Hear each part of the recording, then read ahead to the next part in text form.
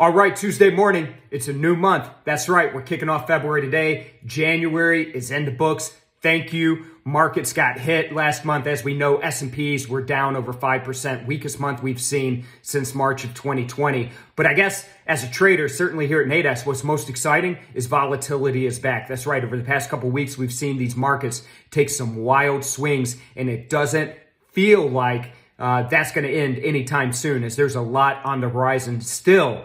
As far as risk events that could shake these markets up. So now we're focused on February. We're focused on this week. Heading into the market this morning, we're seeing markets in the green. Where's the activity been overnight?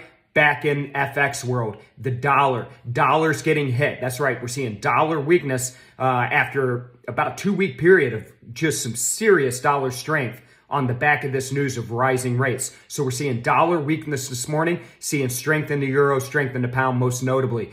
So a lot of activity there. Oil, we're seeing weakness in oil this morning, down another percent, trading right at $87 a barrel in WTI. And like I said, in the stock market, across the board in the indices, we're seeing a little bit of strength, not much activity in overnight session, but we are seeing some green on the screen. So again, earnings, some more earnings out after the close today.